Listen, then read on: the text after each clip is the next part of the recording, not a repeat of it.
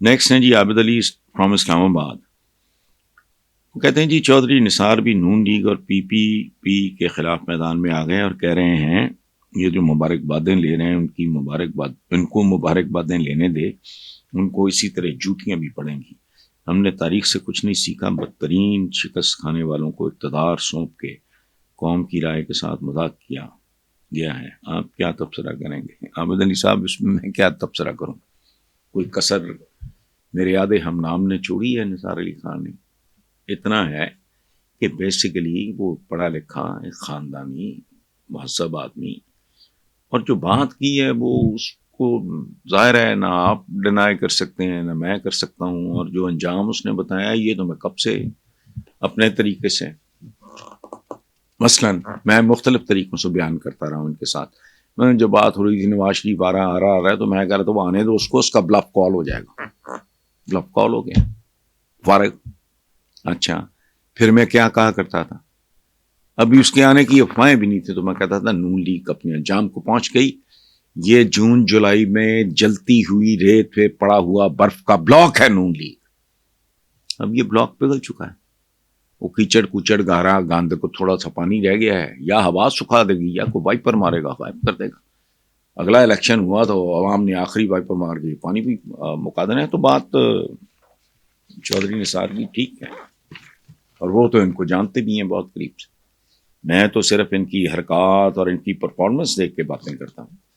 چودھری نثار تو گھر کے بھیدی ہیں. اچھا ان کے تام جام دیکھیں آپ نے؟ ایمبولینسز بھی ہوتی ہیں, بلٹ پروف گاڑیاں بھی ہوتی ہیں, سیکیورٹی کی بھی گاڑیاں ہوتی ہیں, بم پروف گاڑیاں ہوتی ہیں. جس بندے نے یہ ملک دیا ہمیں, وہ بے بسی سے بابائے قوم کی بہن مکھیاں اڑاتی رہی. اس کا کوئی آگا پیچھا, کوئی کاروائی, کوئی پتہ چلا نہیں چلا. اب ذرا آگے چلتے ہیں.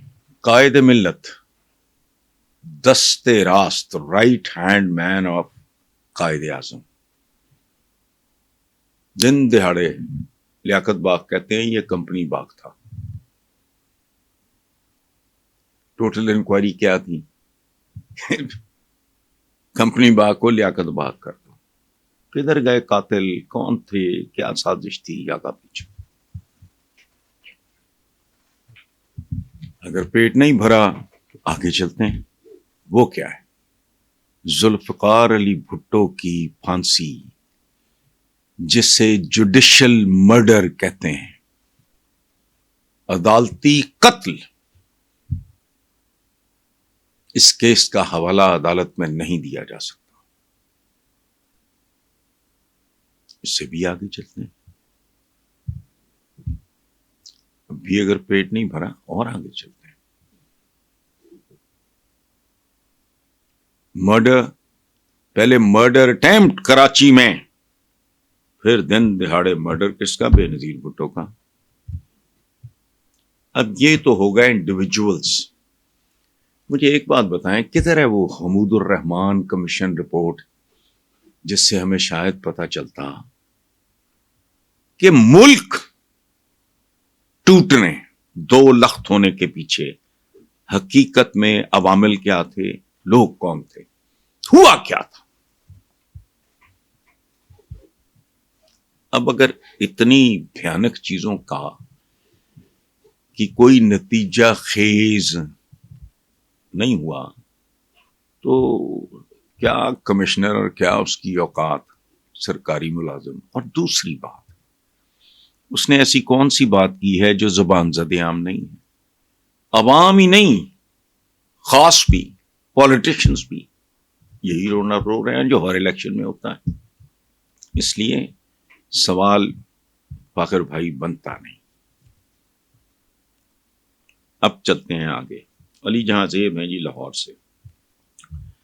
وہ کہتے ہیں جی کہ آپ کی باتوں اور تجزیوں سے متاثر ہوں. 76 سال سے پاکستان کو ہر کوئی کھائے اور نوچے جا رہا ہے. ہر کوئی اپنے مفاد کے لیے سوچتا ہے کیا بنے گا ہمارے ملک کا.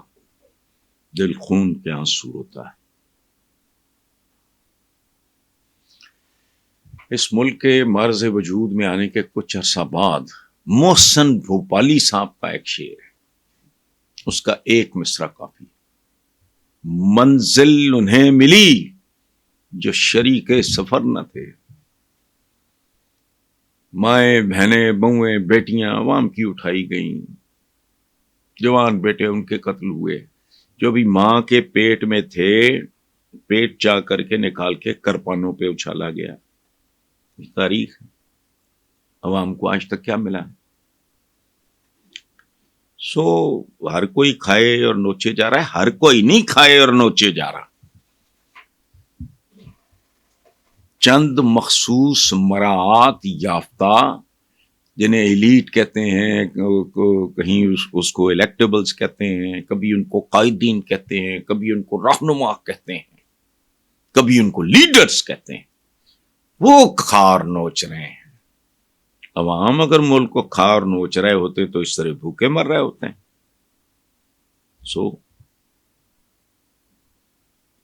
یہ آپ نے جو شعر لکھا ہے اپنے اس سوال کے آخر پہ، اسی میں جواب ہے۔ شعر کیا آپ نے لکھا ہے؟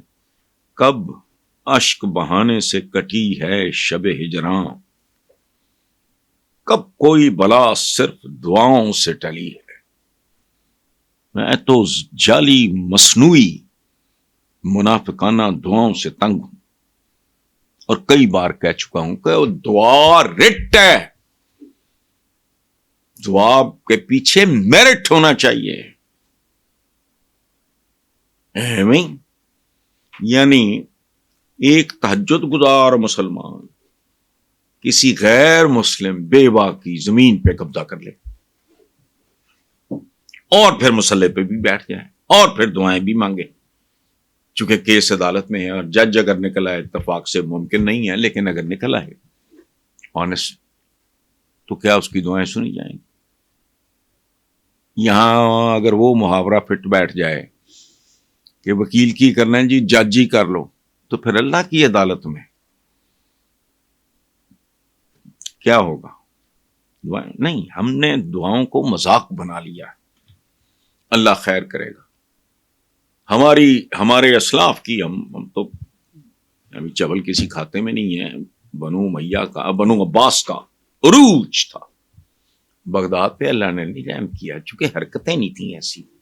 بنگلہ دیش پہ رحم کیا، حرکتیں تھیں ایسی۔ چند 100 سال سے عالم اسلام کا حال کوئی ہے؟ لاسٹ جو تھی ہماری آٹومن امپائر، جیسے خلافت عثمانیہ، خلافت تو نہیں کہنا چاہیے اسے، سلطنت عثمانیہ، 3 کانٹیننٹس پہ حکومت کی انہوں نے 600+ ایئرس۔ اب کیا حال ہے؟ غزہ پہ احتجاج، تقریریں، فلانا ڈمکانا، یہ سارا شوت پانا ہے۔ جو معصوم بچے مر رہے ہیں، جو قتل و غارت ہو رہا ہے وہاں، میرے بیان کی کیا اوقات ہے؟ اندر کچھ ہے نہیں۔ اقبال نے کہا تھا، اقبال کی جو چند باتیں ڈھنکی ہیں ان پہ بھی توجہ نہیں ہے۔ کیا تھا؟ کیا کہا تھا؟ ہے جرم ضعیفی کی سزا مرگ مفاجات، اور جرم ضعیفی، یہ جرم کون سی قومیں اس جرم کا ارتکاب کرتی ہیں؟ وہ جن کے پاس نہ اقتصادی انصاف ہوتا ہے نہ عدالتی انصاف۔